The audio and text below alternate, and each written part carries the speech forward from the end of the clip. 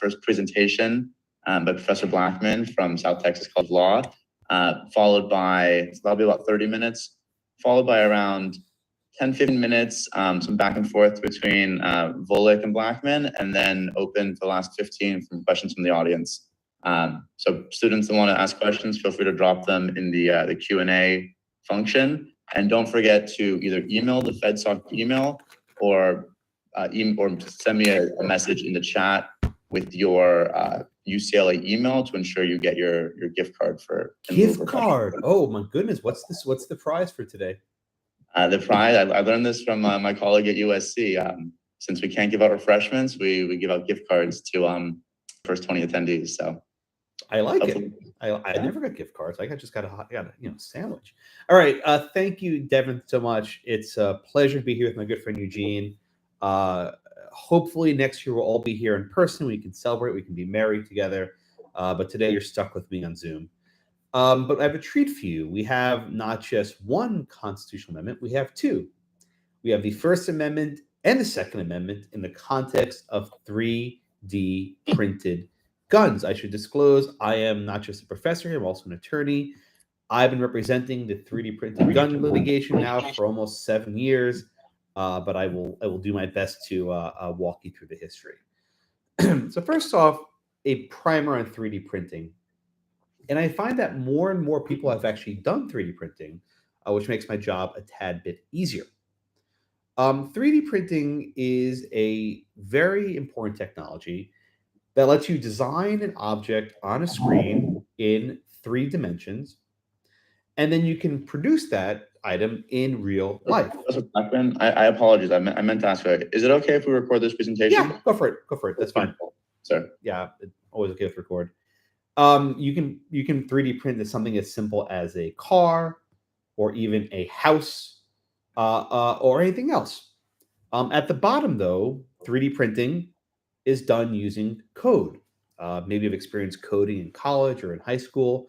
If I tell you to make a cylinder with a height of 20 inches and a radius of 5 inches, I have to hit record. Okay, record to the cloud. Oof. Recording in progress. Into the cloud it goes. Okay. Beautiful, So thank you so much. So if I tell you to make a cylinder with a height of 20 inches and a radius of 5, the computer will know what that means, and it can spit out a cylinder of those dimensions, right?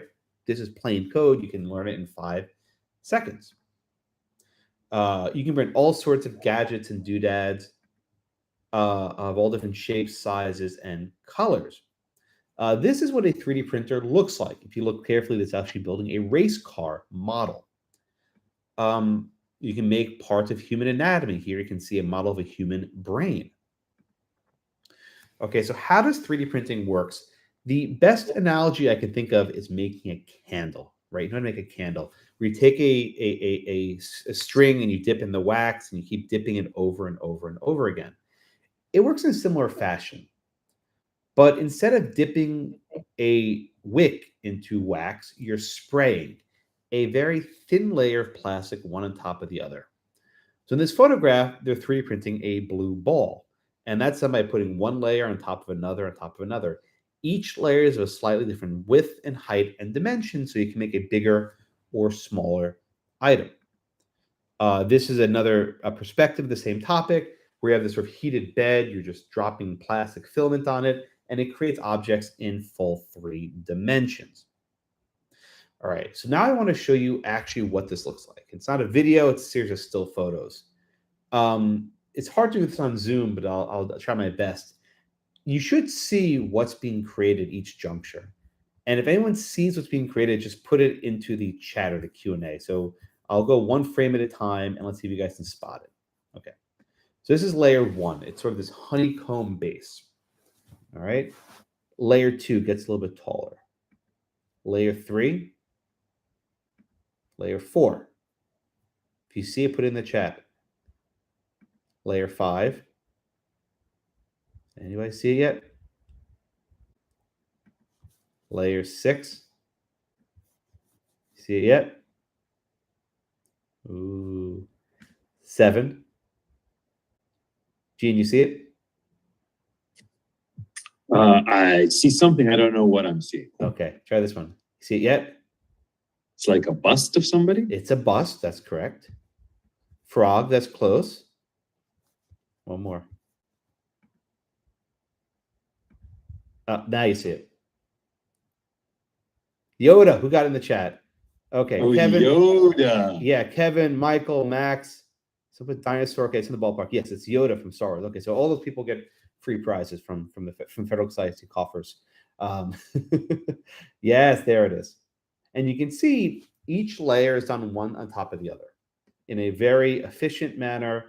And then the head closed off, and that's the Yoda character from Star Wars, not Baby Yoda, adult Yoda, as it were.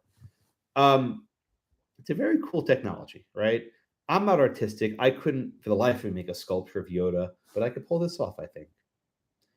But you're not here to talk about, 3D printing Yoda. You came to this talk to get a gift card. No, I mean, you came to this talk to hear me discuss 3D printing of firearms. Particularly the Liberator. The Liberator is the first fully functional 3D printed firearm. This is the 3D schematics of the cylinder, right?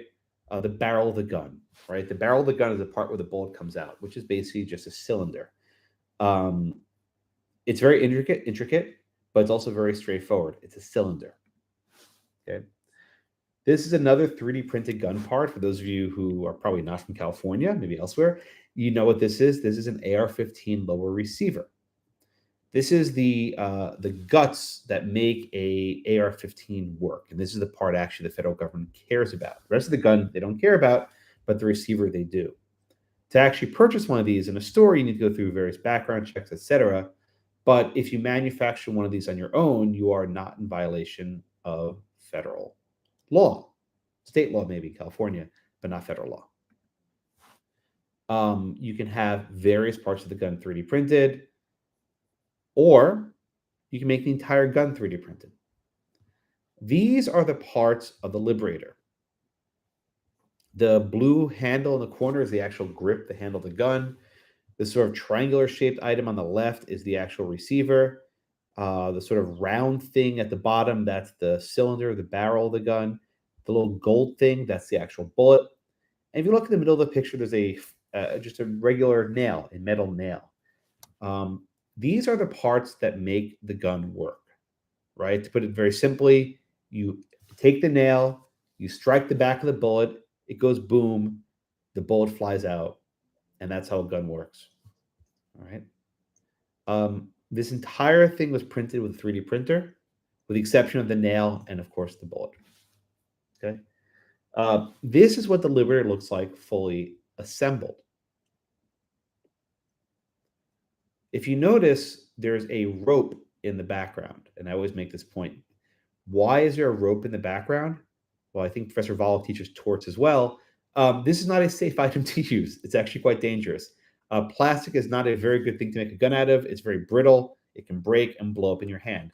So in the earlier trials, to prevent a loss of limb and loss of finger, they would tie a rope to the trigger and stand quite far away when they pull the trigger. To actually make the plastic resilient enough to withstand the combustion of a gun, you have to give it this chemical treatment and acetone and other elements to make it strong enough. Right? Because plastic, if you think about it, when plastic gets cold, it cracks. And when it gets hot, it melts. So it's not a very good way to make a gun, because when you pull the trigger, it gets really hot. You don't want it to melt on you. And then when it cools down, it will crack, so it gets brittle. So bad way to make a gun, but it's possible.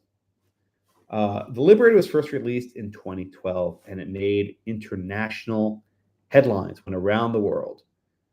Now, people often ask, is there a problem, right? Can you 3D print a firearm? And this is, of course, a sort of a joke. This is not what a 3D printer looks like. It's a real gun. Let me give you some background.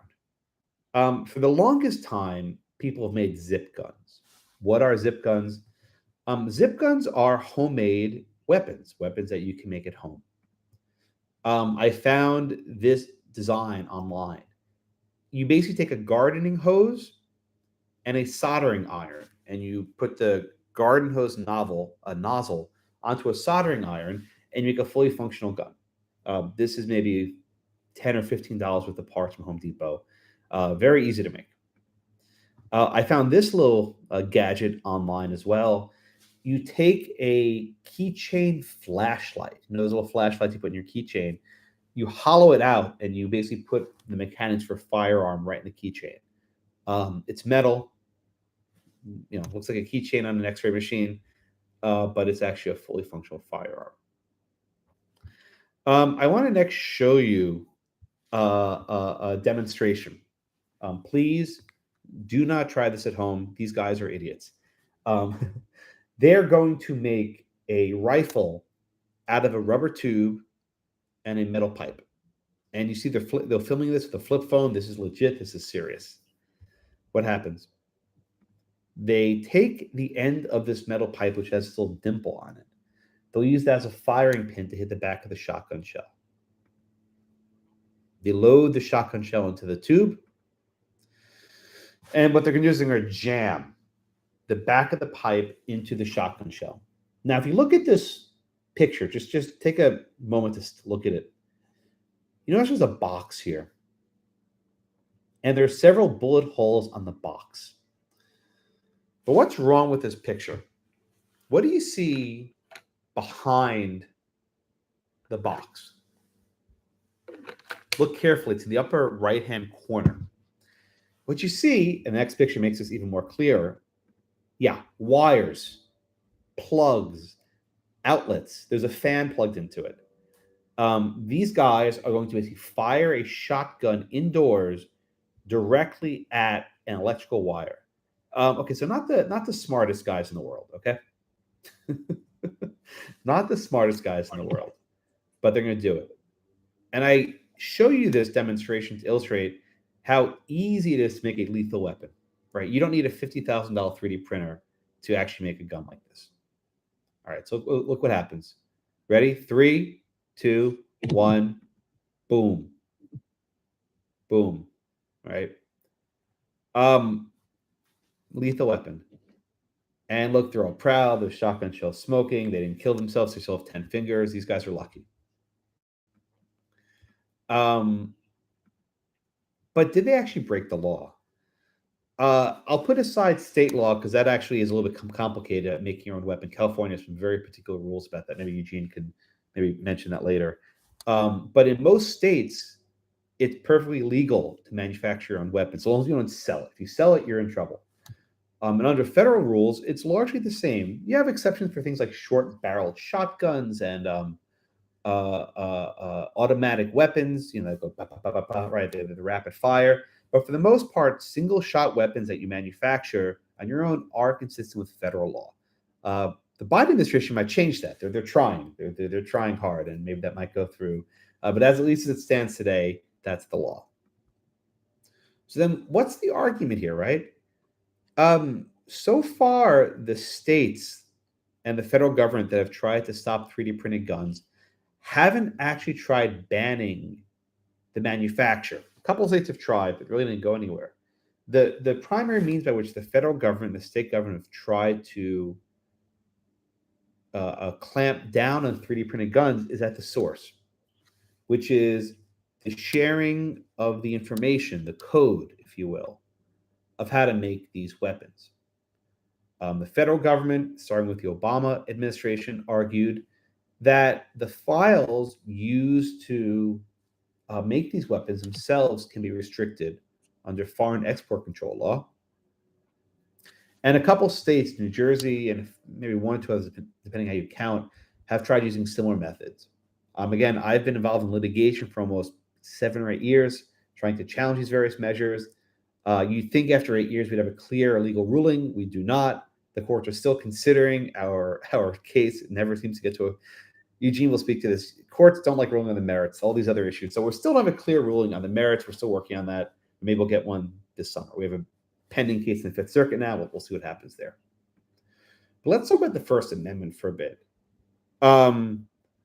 Generally, we say that the First Amendment prohibits what are known as prior restraints on speech. One of the most famous cases you might be familiar with is a so-called Pentagon Papers case. It's involved the New York Times, and they wanted to publish some information about the U.S. military that the government didn't want to be published, and the government went to court seeking an order blocking the publication of this material.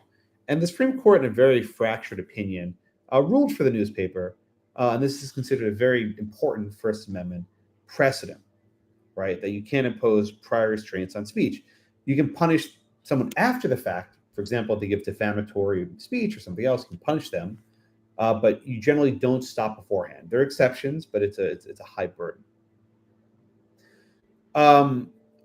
Perhaps some examples you're familiar with might be the Anarchist Cookbook, right? This is a book that has instructions of how to do some very bad things, how to, make poison, make bombs, and become a very awful person.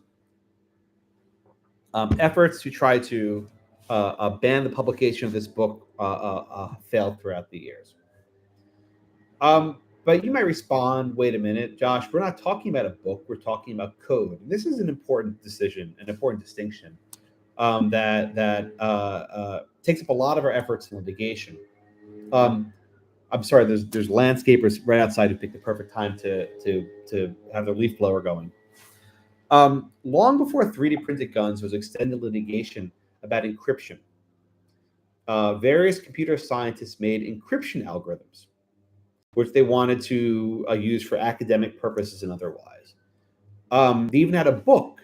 Remember books, right? And inside the book, there was a CD-ROM, this type of media, where they wanted to put code for these various encryption algorithms.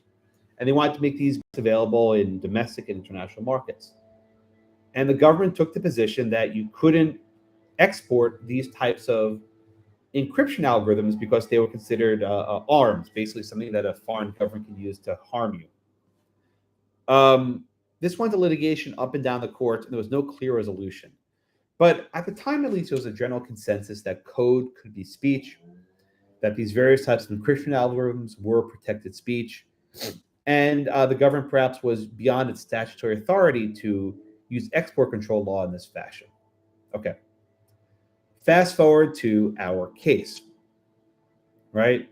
We're no longer just talking about code in the abstract that can make encryption or make a various types of programs, but code that can be operated to generate 3D objects, right? And we've argued in the litigation that this code itself is expressive, that it does, and it does warrant free speech. This is not executable code that simply just press a button and it operates.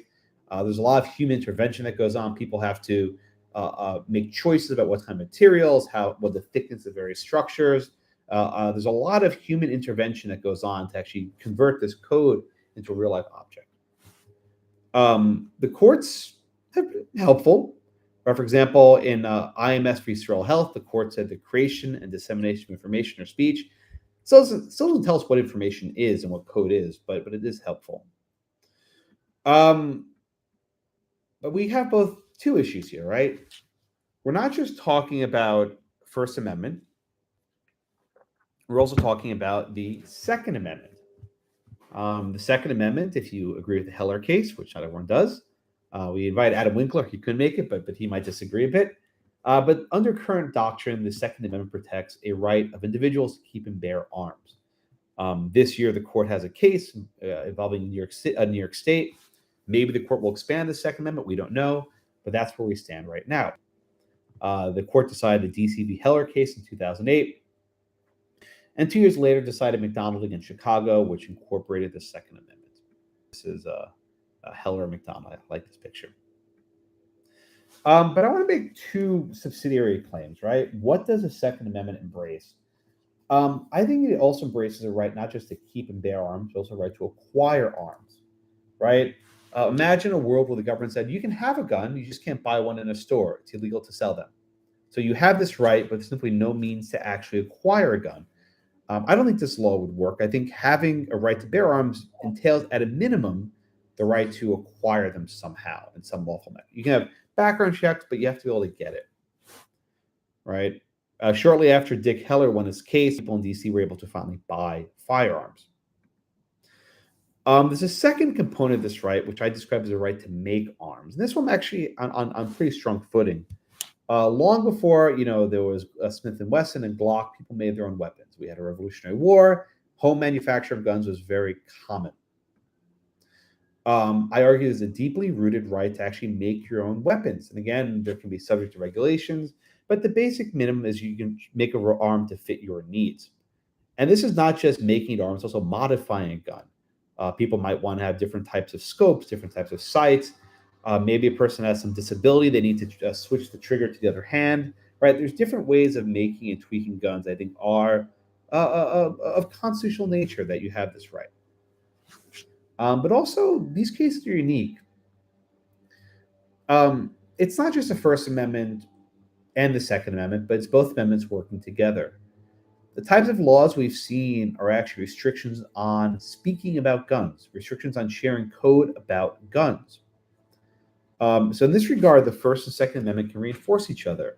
The Supreme Court has said in a few cases that you have these hybrid rights where one right reinforces another. I don't know exactly how strong of a doctrine this is, but it does make sense here.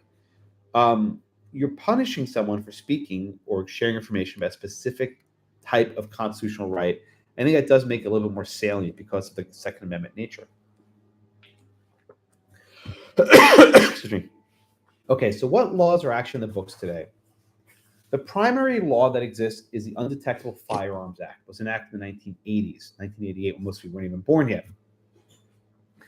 The Undetectable Firearms Act requires all guns to have a certain quantity of metal that would trigger a magnetometer, a metal detector.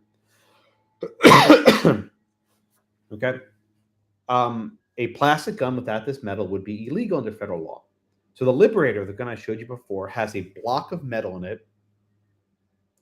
A block of metal in it that's soldered in. You might ask, Josh, isn't it possible to make a gun without the metal? Sure, of course it is, right? I'm not, I have to acknowledge that point. But that would be illegal. This law was actually enacted in the 80s in response to the Glock handgun. People were afraid that you had this, this gun that would be plastic, but it was nonsense, right? Bruce Willis was talking about the Glock 7 in one of the Die Hard movies. Glock 7, you know what that is? The porcelain gun made in Germany. It doesn't show up in airport x-ray machines, and it costs more than what you make a month. Everything he said there is false. There is no Glock 7. It's not made of porcelain. It's made of metal with some plastic composites. It's an Austrian gun, not made in Germany, no porcelain, and it will show up in an airport x-ray machine. But people are still afraid of this. But plastic guns are not a new phenomenon. They've been around for a very long time. There have been efforts to try to ban 3D printed guns. Congress tried to prohibit them some years ago after Cody Wilson, my client, came on the scene. Federal legislation did not go anywhere. There have been some proposals to actually ban the materials used to make 3D printed guns, but guess what? You can 3D print metal. This is a 1911 handgun made entirely in a 3D printer. So these efforts to ban the actual physical guns really have gone nowhere. Where the government's focus on is export control. The federal government has said that excuse me, that the code used to print these guns is itself an arm, and it can be regulated under ITAR, which is International Traffic in Arms Regulation. It's a very aggressive series of restrictions. Now, these laws make sense, right? If we want to, if some company wants to send Stinger missiles to Ukraine, for example, use a temporary example, it would make sense to get the government's permission about that. I'm entirely okay with those laws. But there's been a long-standing debate about whether ITAR can be used to restrict speech. There were a series of OLC opinions in the 80s and 90s saying that you cannot use ITAR for speech in the public domain, that this regime would violate the First Amendment. Sounds good. Everything's great until you get to our case. In 2013, the Obama administration argued that the actual code being used to 3D print these various guns was itself a restriction on, was itself an export, which the government could restrict. Okay. I represent Defense Distributed. Back in 2013, we actually took the code down and we filed a lawsuit. I could spend an hour talking about the twists and turns of litigation. Long and short of it, We sued the Obama administration. We settled with the Trump administration. Now we're in the Biden administration. Litigation is kind of still going. We're also in litigation involving the state of New Jersey and some other states which try to restrict us. Litigation goes on forever. That's how it goes, without a clear resolution to this issue. But what I think I've tried to at least show today is that the speech, that the code we're using is itself expressive. And it does have important aspects of speech that warrant protection. Whether or not the government can ban the actual printing the arms is a different question. We've never litigated that issue. But the restriction on speech does matter. And as we see more and more efforts to perhaps restrict code online, these precedents will matter quite a bit. All right. I am right at 30 minutes. I will stop talking. I will turn off the screen share and turn over to my good friend Eugene, who was gracious enough with his time today. And I hope to answer some of your questions later.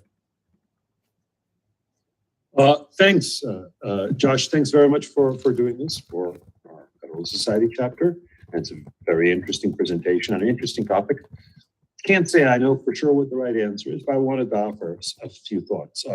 One is as to the Second Amendment. I think there is a right, the individual right to keep and bear arms. I think the court got it right in DCB Heller.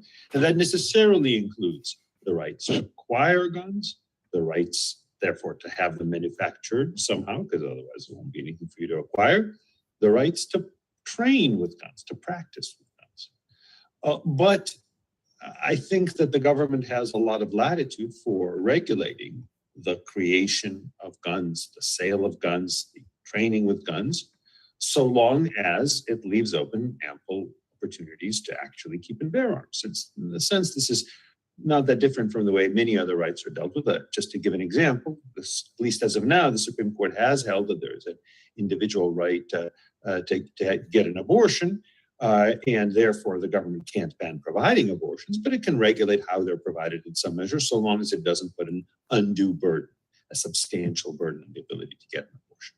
So indeed, if the government banned the sale of guns, then in general, then in a sense you might say it has to allow 3D printing of guns, although I think the answer is government can't ban the sale of guns. And so long as commercially available guns, so long as there are commercially available guns, it seems to me that to say, look, they have to be bought through proper channels, both for safety reasons, in the sense to make sure that they don't blow up and injure the shooter or injure somebody else unjustifiably, and for reasons of crime control, it seems to me that that's something that would be permissible. Now, but I think the more interesting question is the First Amendment question. To what extent can the government regulate the distribution of computer code? And I think it's complicated, in part because there are at least two ways of thinking about it, and maybe a third. So here's one way of thinking about the problem. Software is like hardware. Imagine that I build a hardware device that, when attached to a 3D printer or to some other piece of equipment, will cause the parts to a gun to be produced. It's just a device. Just like a gun is a device, this is a gun-creating device. I push a button, out comes a gun. Whatever the policy or moral merits of banning distribution of this hardware device might be, I don't think there'd be a First Amendment problem with distributing that device. It's just, partly it's not speech, it's not protected speech. Although you might say, well, what if you view it as a sculpture, right? 3D devices or 3D objects some of them are sculptures, and they would be protected by the First Amendment. If the government bans distributing sculptures of Vladimir Putin or Vladimir Zelensky, it would be pretty clear that would be unconstitutional. So I think what's really going on is the government can ban the distribution of that device because it can ban conduct that has physical effects, even if it can't ban distribution of things that have merely aesthetic effects or communicative effects. The danger with this hypothetical device that creates a gun on demand is not that communicates something to somebody. It's not that it sends bad messages about guns. It's that it actually physically produces a gun. And those hardware devices can be regulated without violating the First Amendment because of the concern of this non-communicative impact, the creation of a gun. Maybe they can't be regulated without violating the Second Amendment, but the First Amendment is just not in play there, it seems to me. Now, it's true that 3D gun design files are software rather than hardware. It's also true that they can be viewed and understood by technically savvy observers. They aren't just machine code, they contain visual images and more or less source code of a sort. Nonetheless, just as the hardware device might be incomprehensible to engineers who look at it and say, oh, this is a really interesting device, might also be could be admired as sculpture. The important thing is the software device and the hardware device don't just say things. They don't just communicate things. They do things. And when it comes to regulation of stuff that does things, the government is not, I think, meaningfully constrained by the First Amendment, at least not substantially constrained. There may be some marginal constraints, but not, it seems to me, as a general matter. Otherwise, really all manufacturing equipment, all things that create things, all devices would be regulable because, those could be viewed as sculptures. They might have code inside them. That can't be right. And I think the fact that so much these days can be done not with hardware alone, but with general purpose hardware coupled with specialized software, I don't think changes that analysis. So if software is like hardware, and to the extent it communicates, it only communicates to a machine. It doesn't work by communicating to humans. Then it seems to me that just as a gun can be regulated consistently with the First Amendment without the objection, oh, it's sculpture. Well, it is a three-dimensional thing, but it may be aesthetically pleasing. Certainly many people admire guns, may even put them on their wall, not for functional reasons, but for aesthetic reasons. Nonetheless, the government can regulate it because of what it can do, not because of what it can say. Likewise with gun creating devices, likewise with gun creating software. So that's one way of looking at things, and I'm partial to that approach. But I gotta admit there's a second way of looking at this, which is software is like an instruction manual. So consider a book, as one that I found in an Amazon search, Gunsmithing at Home, Lock, Stock, and Barrel, and complete step-by-step, fully illustrated guide to the art of gunsmithing. And say the government tries to ban it because of a worry that people will use it to make guns. A plausible worry, because its very purpose is to teach people how to make guns.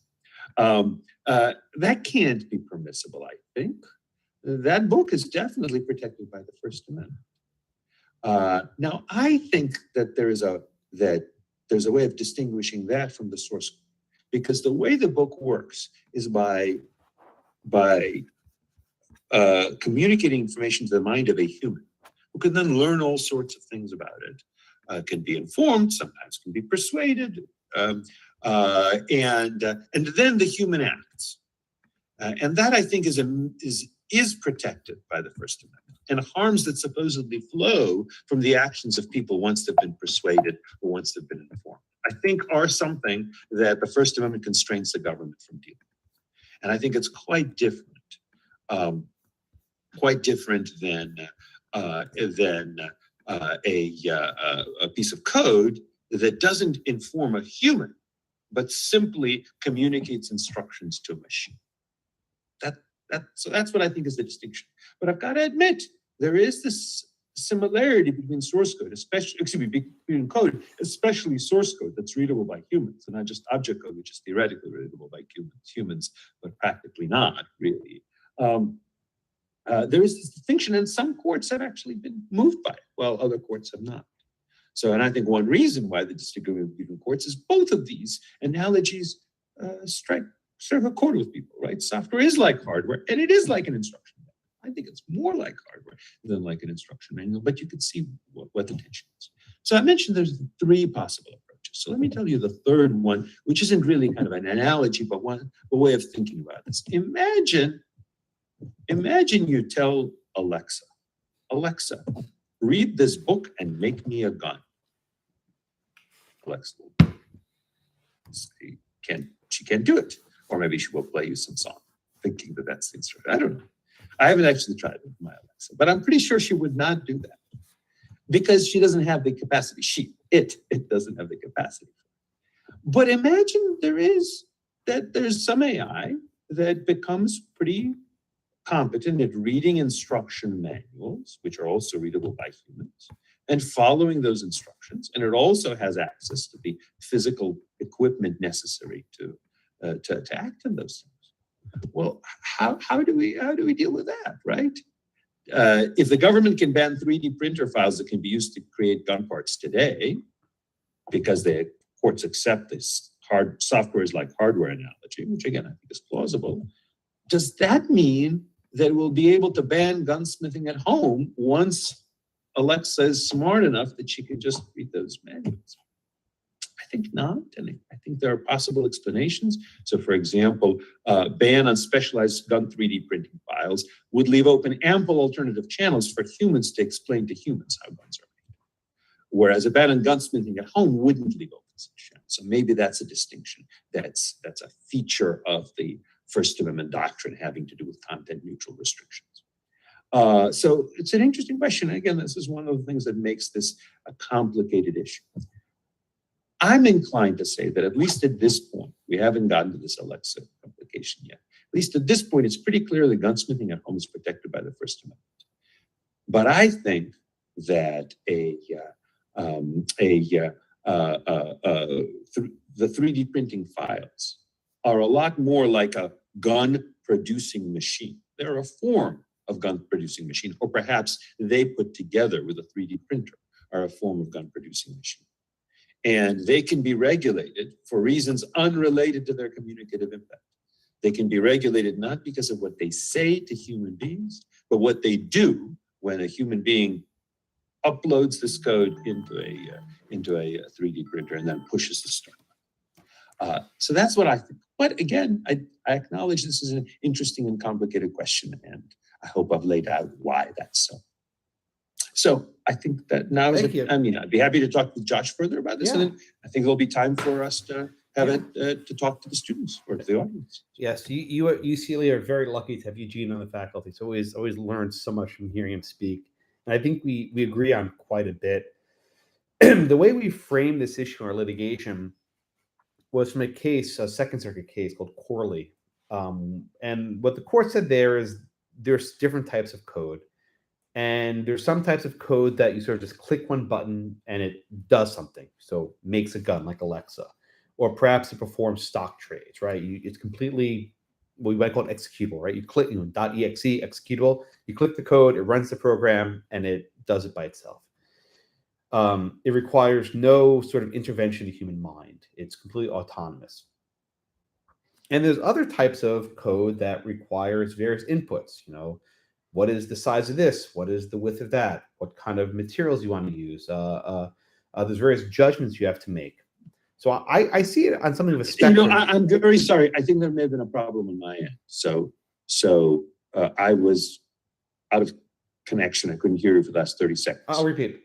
I don't want to waste your time or other people's time. I'll repeat it. No, it's fine. Just a point. But if you want to give just an executive summary, just because if you want to ask me something, I want to know. Yeah, let me repeat it. So sorry about that. I said you're all very lucky to have Eugene on the faculty, and also I think there's some substantial grounds for agreement. In our view, the way we've litigated this case is that there's a range of different types of code, and not all code is entitled to the same types of protection. So on one end of the spectrum, you might have what we call an executable code, where you click one button and the software does everything for you. It makes you a gun. It makes you a cappuccino, right? It runs by itself without any human intervention. And the other end of this code, there might be a program that depends in large part on human intervention. What's the size of this? What's the width of this? You sort of inquires a lot of information, and then using that information does something. In our view, the sorts of code that we're sharing is not quite on the executable side, but on the other side. These files are similar to CAD if you've ever done a computer-aided design, right? You have to model the design online. You have to make modifications. It's not simply possible to just point, click, shoot, as the saying might go. There's a lot of work that goes into this process. We have affidavits from people who developed CAD and all these sorts of proofs, which are not I don't have time to go into today. But the people who know this stuff say that it's closer to the other end of the spectrum, the executable. So I actually agree with Eugene in large part. We've made this point in various court filings. If we actually got to the point where you could actually have Alexa make me a gun, and Alexa just, if you see The Fifth Element, remember the movie, Eugene, where they sort of just whip everything together, they sort of replicate a gun. I don't think there will be protected speech. We've made that point quite well. So a lot of it comes down to the specific types of code that we're using. And that's, I think, really the biggest point of disagreement. Doctrinally, I think we largely, agree, I think. Well, great. So I think we should have a conversation with the audience. Please, yes, People in the audience have students, something to say, either which they raise your usually do. hands or do whatever it is that you have to do on Zoom to get our attentions. And Josh, are you able to see the Q&A? Yes, I can. section? I see Aaron Newman as a hand. I can call on Aaron to speak. Aaron, go ahead. Hi. So what would stop, what would stop the book from being protected by the First Amendment if the book was not about how to build a gun, but was about how to build a nuke or something much, much more extreme? You want to do the progressive, Eugene? Yeah, well, I'd be glad to. Actually, I wrote an article on the subject. I know you did. A longer article than probably it should have been, but it's a long subject called Crime Facilitating Speech. I think it came out in Stanford Law Review maybe in 2005. And this is part of the broader question. When can the government restrict speech on the grounds that it doesn't persuade people to commit crimes? That's the incitement test. Doesn't threaten crimes. That's the true threats test. But rather informs people how to commit crimes. And there's a wide range of things, right? It could be build a nuclear weapon. As a practical matter, most ordinary people can't build a nuclear weapon because they don't have the fissionable material. But imagine it's create a new variant of smallpox, something that you could imagine somebody, let's say, getting some sort of biotech equipment and then using it. So that's one extreme, but there are others. But on the other extreme, there are other things as well. Like, for example, imagine that somebody who is opposed to a certain kind of fingerprint lock technology writes a paper. I actually cite a paper that was written and delivered at a conference that says, I can defeat this fingerprint lock in 30 minutes for $20. And let me tell you how, because if I don't tell you how, you won't believe me.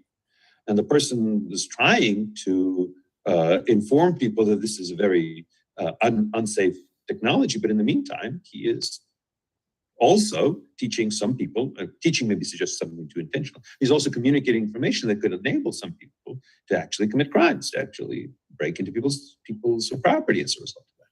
So that's sort of, there's a spectrum there of the harmfulness of the speech, and there's the harmfulness of what is maybe enabled, and there's also a spectrum there of intention. Like, do you have the purpose to help people commit a crime, or do you merely know that it's likely that they'll commit a crime, sort of? That some people commit a crime, and by the way, these things also come up in other situations. So for example, the gunsmithing book is an example of things. There are instruction manuals about explosives, because explosives have lots of legitimate purposes, like for road making, and you got to teach people somehow. And unsurprisingly, people have seen criminals use some of those as well. So there is no well-settled answer. Which is why I had to write an article. There hasn't been one since. There was the case that Josh refers to, the progressive case, which involved the Progressive magazine that did aim to publish information about how to build a nuclear weapon. Again, I don't think it would have allowed any ordinary person to build it because they didn't have the fissionables. But the government tried to stop that, and eventually the district judge actually allowed an injunction. So this is a rare situation where it can be a prior restraint. Went up on appeal to the Seventh Circuit, and the matter became moot because somebody else had published the information already. So I think some paper in Wisconsin or something. So somebody published it, and the court said, "Look, the cat's out of the bag," and so we never got a rule. I think that one value of looking at the spectrum is to show that you can't restrict speech just because it allows some people in the audience, or even many people in the audience, to commit crimes. That's lots of things. There was, for example, I think there's I want to say Day of the Jackal, maybe, a novel that described a way that somebody could essentially fake an identity by finding out somebody who had died at an early age, and then ordering that person's birth certificate and using it and such. And apparently people routinely use that as a result. I don't think that can justify banning the novel or banning future novels that describe these kinds of things. Detective stories that depict the perfect crime or near perfect crime that some people actually end up following. But I do think that at some point, they say sometimes quantity has a quality all its own. When you're talking about something not that somebody can use in order to kill a person or a few people, but somebody can use to destroy a city of 100,000 souls or start a plague that can kill tens of millions or more, the answer may be that at that point we say, okay, we have unregulated access to all sorts of knowledge, but knowledge about how to brew up smallpox, that's the tiny, tiny corner of knowledge that we're willing to restrict. So I can imagine courts drawing that distinction. But I don't think that an American court, at least given current law, is going to say, yeah, it's okay to ban the book about gunsmiths. Among other things, because we do need gunsmiths in some way. And if I may, I think I'm going to direct this one to Professor Blackman. Sure. For example, with a lot of Glock pistols, there are drop-in auto sears, and these drop-in auto sears are 3D printed and very easy to install, and it essentially makes your gun, well, not essentially, it literally makes your gun a fully automatic weapon. And the ATF considers the drop-in auto sear the fully automatic firearm, not the gun itself. They consider that the machine gun itself. So could that be restricted? Because there's really no way of that being legal in this country. Yeah, it's a question I get often a lot. People don't understand. So most guns, when you buy them in a store, they're what's called semi-automatic. It means you pull the trigger once and one bullet comes out.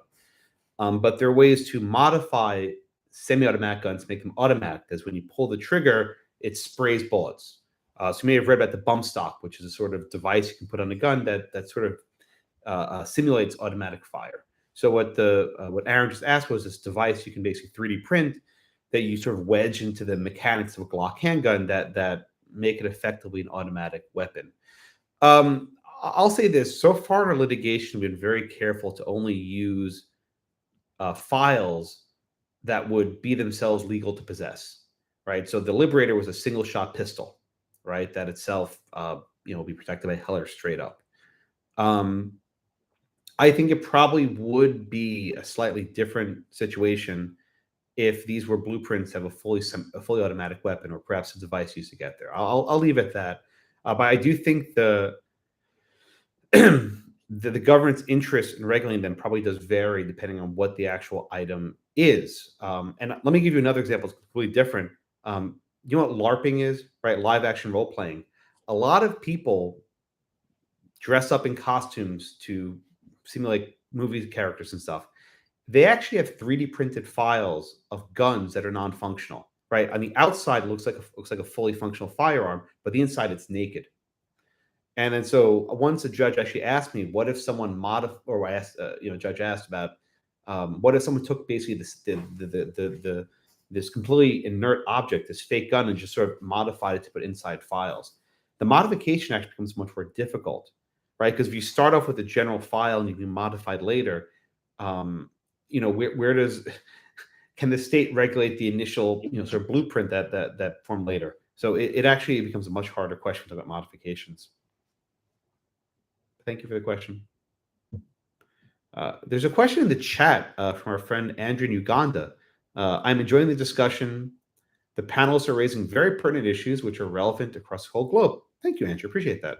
My first comment from Uganda. I've not had it before in a FedSoc event, so there you go. Okay. Well, since no one asked another question, I think I'm going to probe a little bit here. And Professor Volek and I have spoken about this.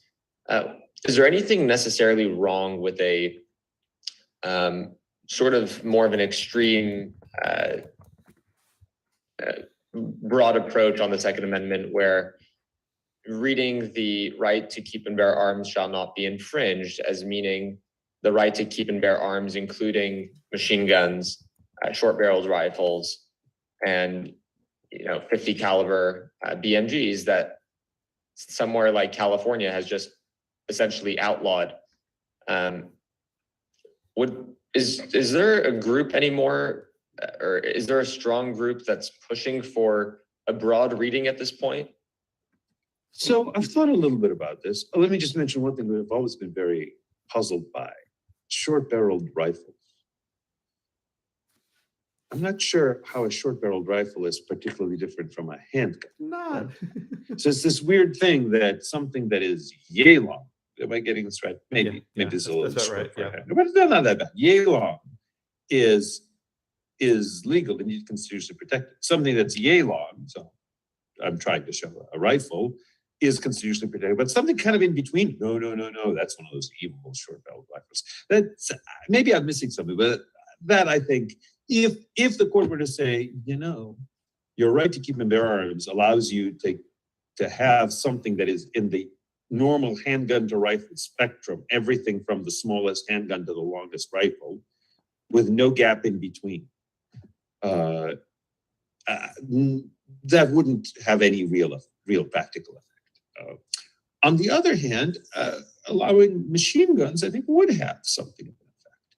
Machine guns are unusually ineffective, I think, for self-defense. Generally speaking, you could imagine a situation where you need to lay down a field of fire because you're being attacked by the Russian army in your home in America, or by some gangsters or something like that. Very, very, very rare.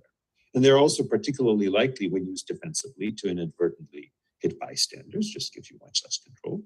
So they're basically primarily battlefield weapons, or the battlefield on a field or in urban warfare. But in any event, so if you're talking about the right to keep and bear arms in self-defense, I don't think it really materially burdens that right. I don't think it creates an undue burden, which is, say, a substantial obstacle to that right, to say you can't have fully automatic machine guns, or fully automatic guns, which is to say machine guns.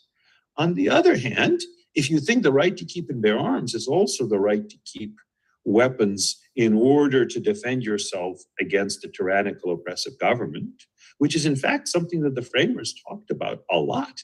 They talked about it more. Framers, I use loosely, basically the generations around the framing, including some of the framers. So Blackstone, no radical, the English commentator writing in the 1760s about the English right to have arms, made clear that this was a means of trying to stop oppression by, among other things, an oppressive government.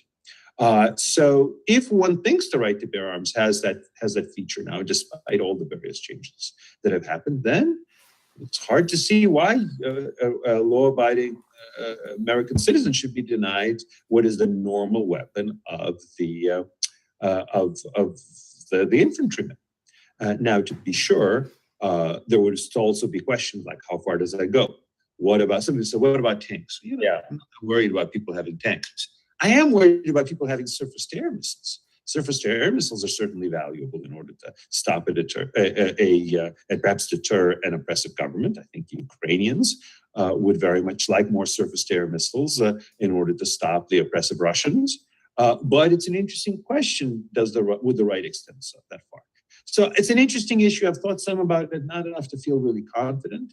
And it's certainly not something the court has talked about. Mm-hmm. The court has talked about the right to keep and bear arms in self-defense because those are the cases that came up, and that's also they came up in part because that's what's hot these days as a practical matter.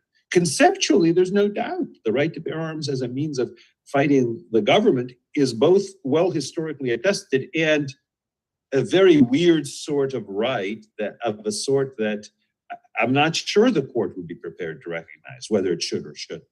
But in any event, it's something that the court has not yet really focused on. So with the exception of machine guns, would you say that the NFA is unconstitutional? I don't know enough about the NFA to speak confidently. My understanding is it covers things like hand grenades.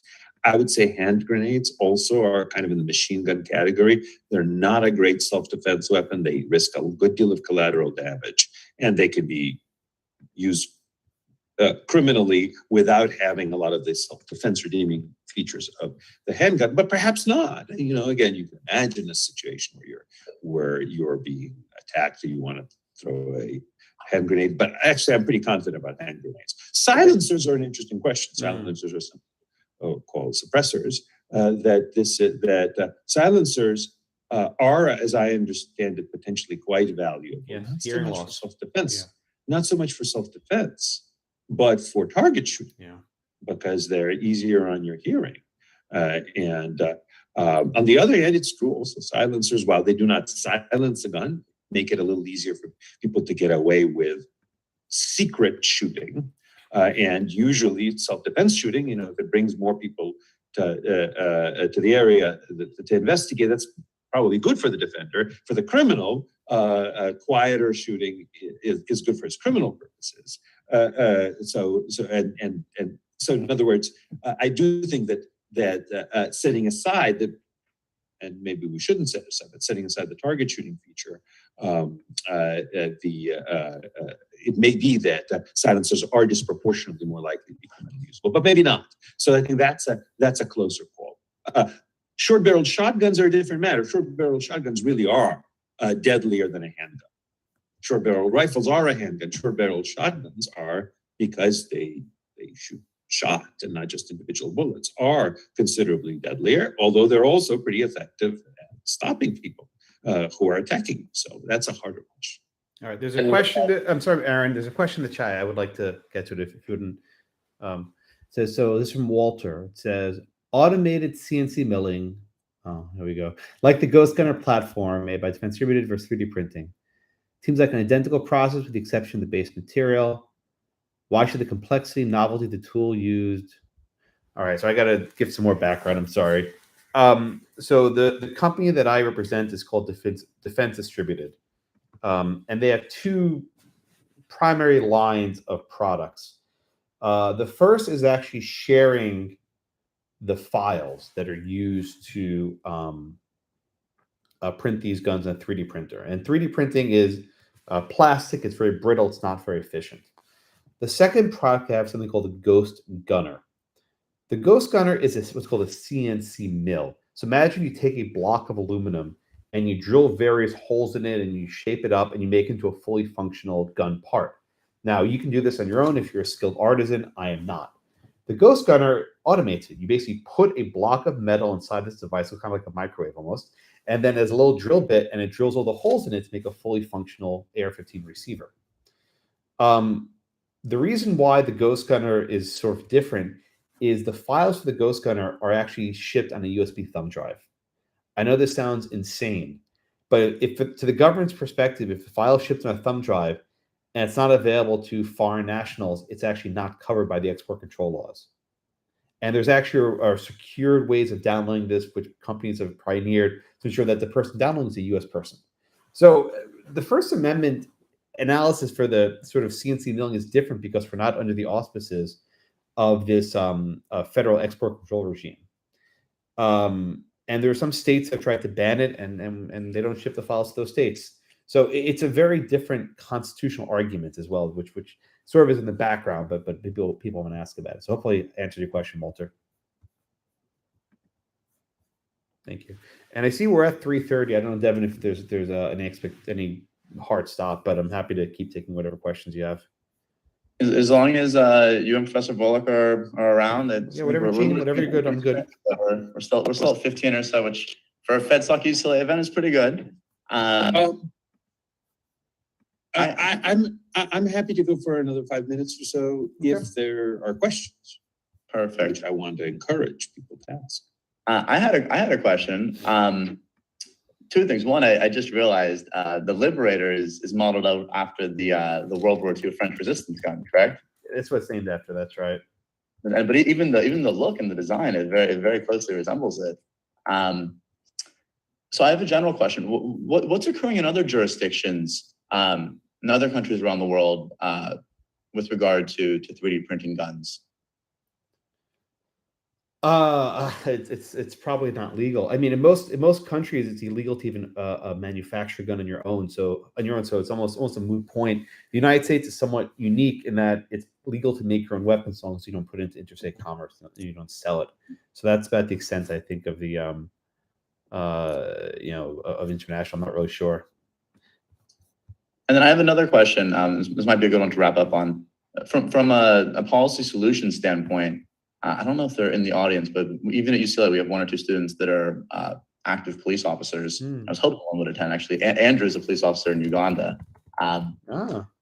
So I see on the news all the time. It seems every time there is, a large criminal bust of some organization, whether it's, an illegal grow house or something, there's 10 guns were recovered, including 3 ghost guns, et cetera, et cetera. It sounds like those are probably more CNC milled versus 3D printed, but maybe some are 3D printed. Yes. What is the solution there? Because it seems pretty like on the surface that we don't want criminals having easy access to automatic weapons or assault rifles if they've been banned from buying them after having multiple felonies. So what is the solution there? Oh, sure. So I think that when you see on the news discussions about 3D printed guns, it's almost never plastic pieces because the plastic guns are simply poor guns. They melt, they crack. It's not a useful way of making a gun. What you do see are people who 3D print the lower receivers, right? That is useful. What you do see are people who 3D print various parts. The CNC milling is also very common because I know your state of California makes it very hard to purchase an AR-15. So this is one way of sort of getting around it without having to do it. I don't have a strong response to it, but the thing that scares me most, the plastic guns are simply not very common. Yeah, it's a great question. What is to be done? So, for example, I'm fine with felons being banned from having guns, especially violent felons. But banning them from having guns doesn't necessarily stop them from having guns, right? I mean, we have a situation where there are drugs that are completely banned for everybody. And yet they're available, and at least according to some accounts, cheaper than they were earlier on, before the war on drugs or earlier in the war on drugs. And even setting aside the question whether it's morally right and the like to try to ban drugs, it's a somewhat different question than the one for guns. As a practical matter, we see that in a free country of 330 million plus people, it's very hard to stop people from getting what they want through the black market if necessary. Now, by the way, with drugs, I know people sometimes cook their own, but my guess is that if you look at the amount, at the illicit drugs out there, very few are homemade, and they're mostly bought on the drug market from others. So even if you could somehow restrict homemade drugs and make it so that only people who have large labs can make them, there'll still be plenty. In fact, pretty much about as many. Likewise with guns, right? So it's true that one problem with 3D printing of various sorts is, let's say somebody's a felon and they're not allowed to legally buy a gun. They could get a 3D printer or get access to one and then print the gun, and there it is.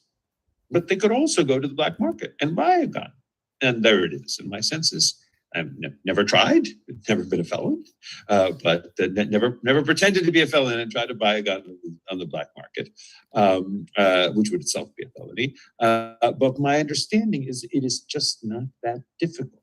And essentially, the more dangerous you are, the less difficult it becomes. It might be difficult for you and me because we're not acquainted with the criminal world. We don't know quite whom to ask. We have a relatively low tolerance for risk in this area, that even a small chance that something bad will happen as a result of our getting the gun will keep us from doing that, among other things, because then if we really want, we can just go and buy a gun legally. Why should we go through all of that? But somebody, especially who's a violent criminal, presumably has a lot of contacts with other violent criminals and a lot of willingness to go to the places where you buy guns illegally. So it's a good question, As with many policy questions, we can agree that it would be good if something could be done about it. Something, moderate cost in enforcement and in lost civil liberties. But that doesn't mean that there is a good solution. I know with high-end printers, I don't know if it's mandated by law or the companies just do it, but if you ever try to make a photocopy of a Yeah, dollar that's bill, Secret Service. They won't photocopy currency. That's Secret Service actually requires that. Right. Yeah, and you could imagine a law that says that 3D printer makers have to sort of check to see if something looks like a part for a gun, and then they can't do it. But then I think what will happen is somebody will then start distributing illicit 3D printers that don't have this, or alternatively, the fact is, or take, probably more convenient, is take something that will take an existing 3D printer and then break into it. And also on top of that, it's not like a gun is some platonic ideal, but you can just figure out, oh, is this a gun or not? A gun, it's a bunch of tubes. It's a bunch of tubes and other parts. And, it would have to be a very sophisticated detection system that would probably yield a lot of false positives and otherwise damage the utility of the 3D printer to have that kind of checking. You could imagine that maybe happening again. One might think about it. What if we were to have some sort of a commercially available, for all I know, there may be it, although probably expensive and just to labs, commercially available printer of DNA sequences that you could just buy. Maybe you could say, well, this DNA sequence we recognize, that's smallpox. It's just going to refuse to. Maybe you could imagine that. How effective it will actually be at stopping the people you most want to stop, I'm skeptical, although who knows? I guess in theory also, if stronger and stronger polymers come out that make plastic guns effective, in the same way they regulate like fertilizer or like methamphetamine,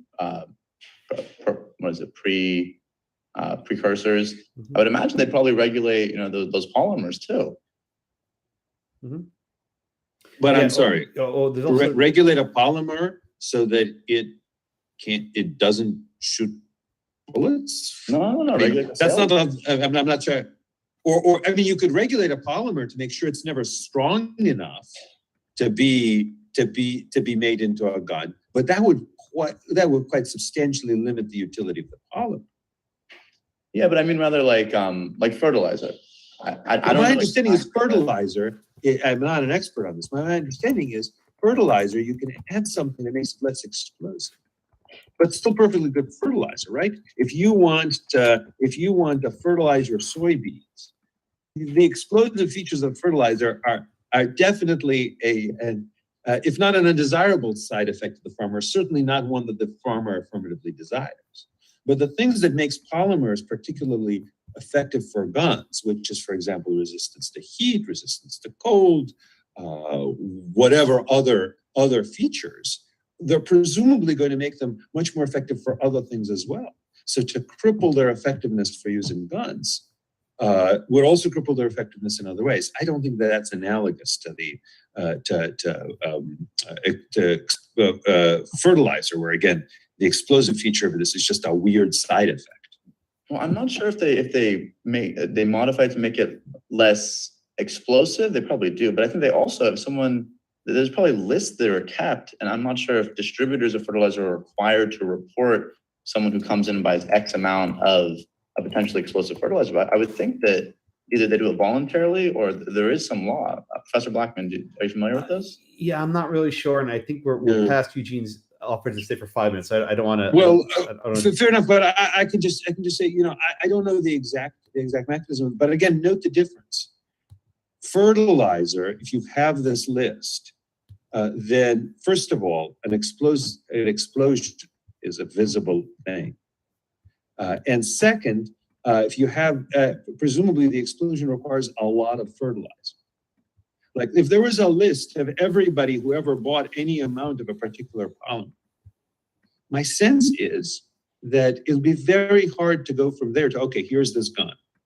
Well, let's try to figure out who bought it. Well, lots of people bought polymer in amounts that would end up making a gun, which isn't a very high amount. Now, I guess you could imagine, so now that you mentioned it, some things that you could imagine that the polymers have to be made with some sort of something mixed in whose only function is to be like a little signature, a little watermark. So then if somebody recovers the gun, they can analyze it and say, oh, this has this particular percentage of this inert chemical that's only there in order to be this watermark. So we can then trace it.